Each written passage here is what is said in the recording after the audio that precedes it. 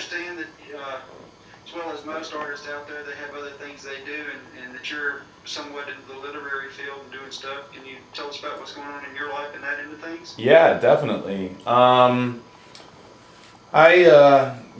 got to work with a guy named Harvey Arden, who worked with National Geographic for, I think, 23 years as a staff writer and editor.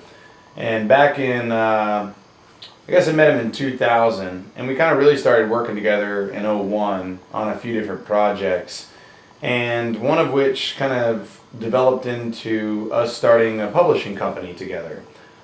He had put a book out about Leonard Peltier, who some might know by Rage Against the Machine's song Freedom, or others might know him just by his case. In 1975, he was convicted of murdering 2 FBI agents in South Dakota, but millions of people believe he was innocent around the world. There's many rally cries to free him. Robert Redford. Robert Redford, yeah, produced an actual documentary called Incident at Oglala that's out there, and kind of showing both sides of the case, because there's a lot of mystery into what exactly happened. Not many people were there, so there's a lot of FBI misconduct, and by their own, they've, by their own admission. And by their own admission, they've talked about some of the things, false evidence, testimonies that were gathered.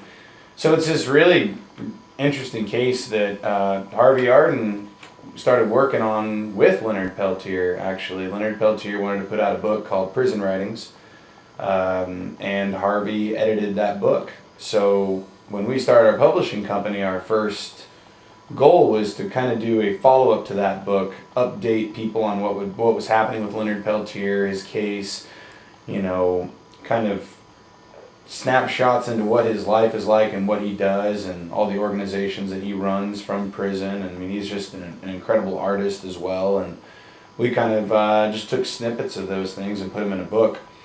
And we also put out 2 other books since then. One's called White Buffalo Teachings, about the Lakota people in South Dakota area. And we also put out a book called Voice of the Hawk Elder, about an 87-year-old Seneca Native American woman who's just remarkably an amazing gal, and more energy than I ever had. And won the 2007 Best Book Awards for Best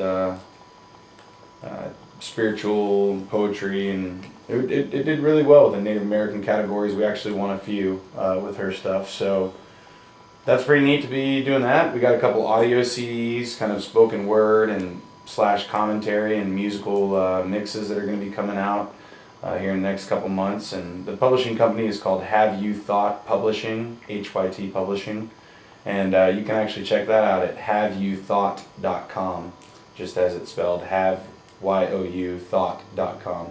And yeah, it's pretty fun. We basically take every penny we make and put it back into the next project, and just try to keep things rolling with that and put out work that other people might not touch at a big publishing company.